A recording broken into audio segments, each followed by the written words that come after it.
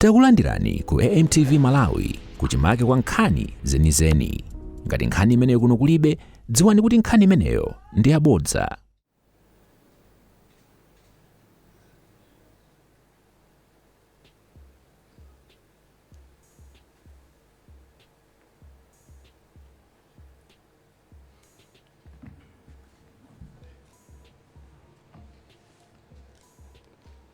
Your Excellency, I will start with Honorable Rosa Bizi MP.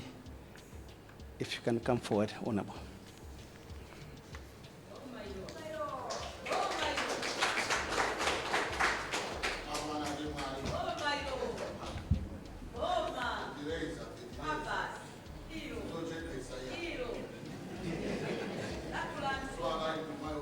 Panthawi ino tsopano amene akulumbira ndi Rosa Bizi amene asankhidwa kukhala nduna yoona za ulimi wa nthirira ndi chitukuko cha madzi.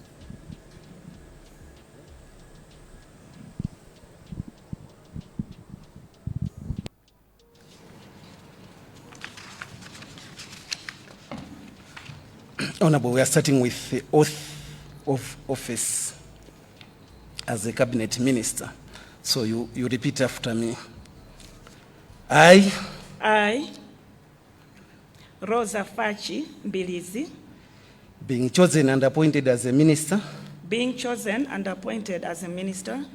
in the cabinet of Malawi, swear that I will well and truly serve the Republic of Malawi in the office of cabinet minister, and that I will to the best of my judgment at all times when thereto required freely give counsel or advice to the President of the Republic of Malawi for the time being for the good management of public affairs of Malawi,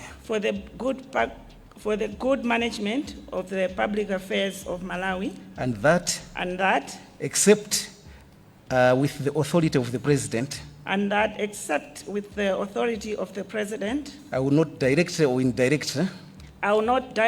or indirectly reveal the business or proceedings of the cabinet or the nature or contents of any document communicated to me as a member of the cabinet,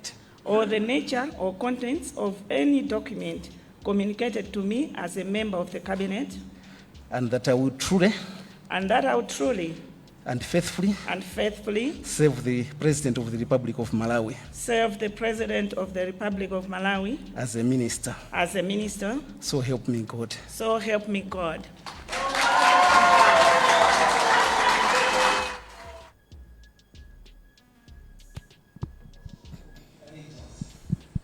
I, Rosa Bizi, Do swear that I will be faithful and bear true allegiance to the Republic of Malawi, and that I will preserve, protect, and defend the Constitution of Malawi as by law established. So help me God.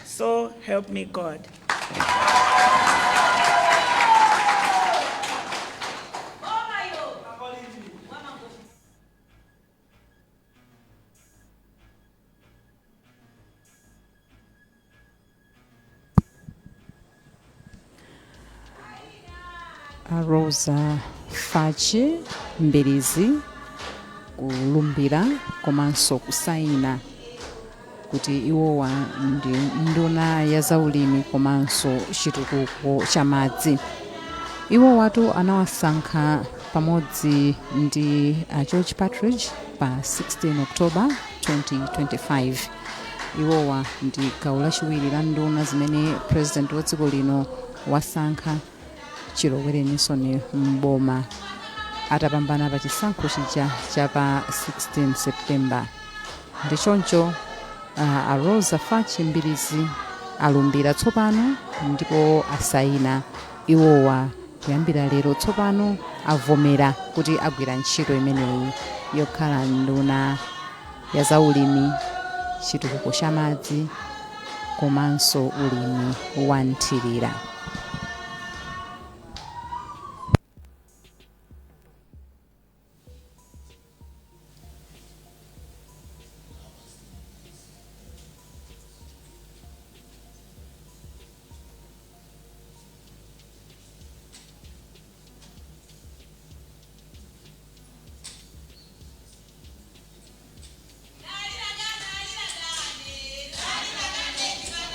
Nde atasayina mayi Rosa Bizi, president wa dziko linonso, naye akusayina kuti amenewa ndithu ndi ndunadi yowona zaulimi komanso chitukuko cha madzi. Rosa Bizi has now taken oath of office as the Minister of Agriculture, Irrigation and Water Development. Well, she currently serves as the Democratic Progressive Party DPP Member of Parliament for Mangochi Central Constituency. She won the seat in the September 2025 general elections, defeating former MP Victoria Kingston.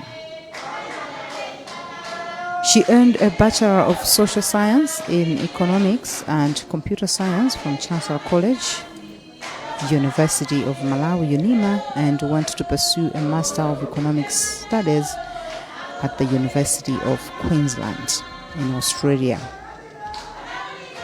Bizi's career has been marked by a progressive leadership roles in economic planning and public finance.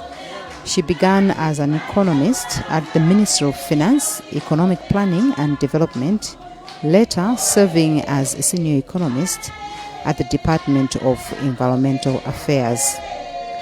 Her work at the Malawi Revenue Authority MRA saw her rise to head of policy, planning and research, and ultimately Deputy Commissioner General, where she led reforms that enhanced revenue collection and institutional efficiency. Her leadership was recognized internationally, including her participation in the World Customs Organization's Leadership and Management Development Workshop in 2017. Beyond her professional achievements, Bizi is passionate about community development, supporting vulnerable groups, and improving local infrastructure. She enjoys staying fit and playing golf, reflecting her commitment to personal well-being and balance. As Minister of Agriculture, Irrigation and Water Development, many Malawians expect her to focus on irrigation expansion, mechanization, value chain addition and development, climate resilience, and improving market access, with particular emphasis on empowering women and youth in agribusiness.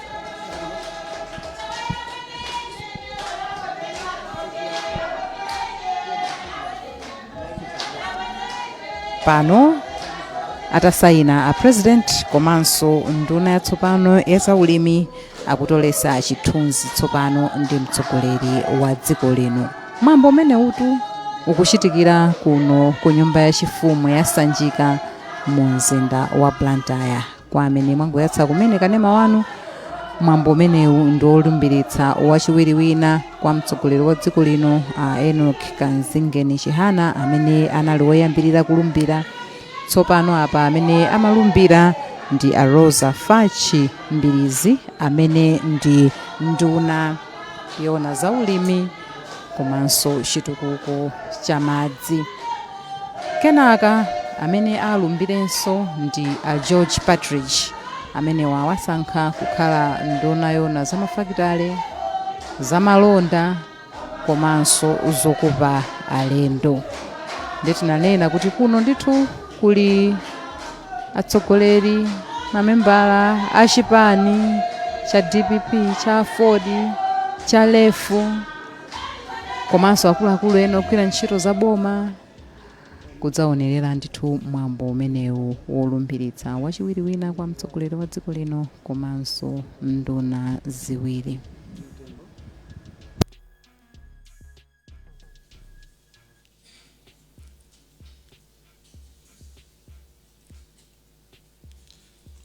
Your Excellency, let me invite Honorable Dr.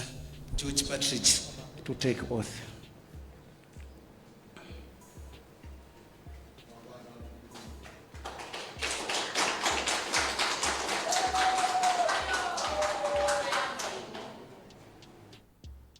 Ino tsopano amene akulumbira ndi a George Patridge. A George Patridge awasankha kukhala nduna ya zamafakitale, zamalonda komanso zokopa alendo. Iwo watu dzina lawo sikuti ndi lachilendo chifukwa nkhani za mabizinesi makamaka ku makampani ndi mabungwe amene si aboma. Iwowa ndi mmodzi mwa munthu amene ogwira ntchito yayikulu ku madera amenewa amene tikukumbukira bwino. A George Patridge agwirako ntchito ku National Bank, ku Reserve Bank komanso ku Press. Tsopano apa akuchita malumbiro awo.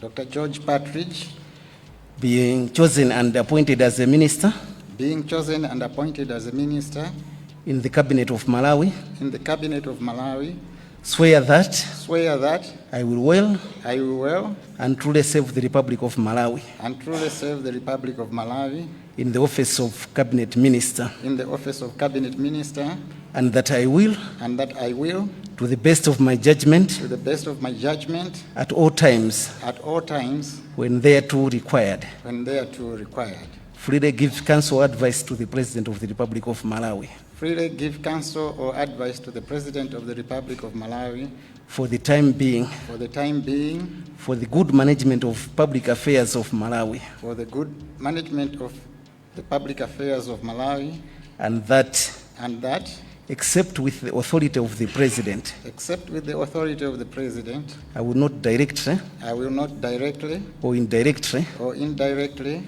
review the business or proceedings of the Cabinet, reveal the business or proceedings of the Cabinet, or the nature or contents of any document communicated to me or the nature or contents of any document communicated to me as a member of Cabinet, as a member of Cabinet, and that I will truly and that I will truly and faithfully and serve faithfully the serve the President of the Republic of Malawi of the Republic of Malawi as a minister. as a minister. So help me God. So help me God.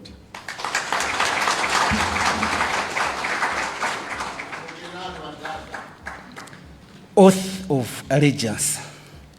I I, Dr. George Patridge, do swear that do swear that I will be faithful I will be faithful and bear true allegiance to the Republic of Malawi, and bear true allegiance to the Republic of Malawi, and that I will preserve, and that I will preserve, protect, protect, and defend the Constitution of Malawi and defend the Constitution of Malawi as by law established. as by law established. So help me God. So help me God.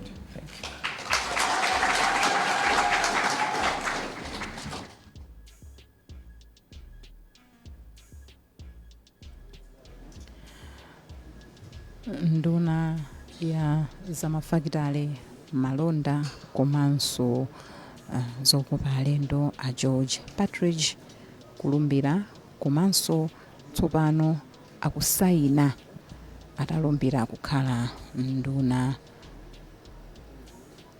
Iwo watu anasankhidwa pamodzi ndi a Rosa Bizi amene iwowa alumbira kale. Well, George Patridge is a prominent Malawian business executive who has made significant contributions to the country's economic development. Patridge holds a Bachelor of Social Science degree in economics from the University of Malawi, a Master of Science in Finance from the University of Southampton, UK, and a Honorary Doctor of Philosophy in Leadership and Management from the University of Malawi. He is also a Fellow of the Association of Chartered Certified Accountants, ACCA, and a chartered accountant. Patridge has held several senior positions, including Chief Executive Officer of Press Corporation Limited, Malawi's largest conglomerate, and also Chief Executive Officer of National Bank of Malawi from the year 2006 to 2016. He has also worked as a director at the Reserve Bank of Malawi. He was appointed Minister of Industrialization, Business, Trade and Tourism by President Professor Arthur Peter MUTHARIKA on October 16, 2025, with a mandate to drive industrial growth, enhance trade competitiveness, stimulate private investment, and revitalize tourism. As a minister, Patridge is expected to focus on industrialization, that is strengthening local production, job creation, and export potential. And in business and trade, he will focus on improving the business environment, attracting foreign investment, and enhancing trade relations. In tourism, promoting Malawi's natural beauty, cultural heritage, and tourism infrastructure.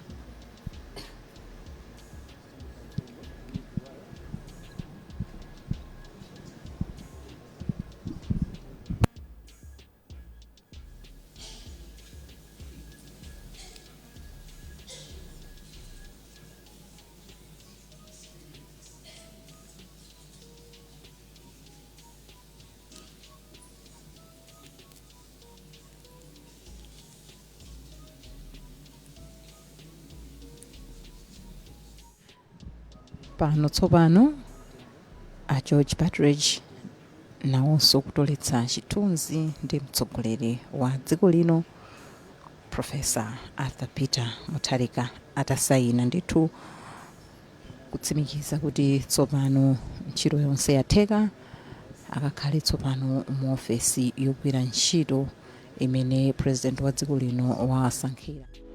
Osayiwala kupanga subscribe ku channel ya AMTV Malawi.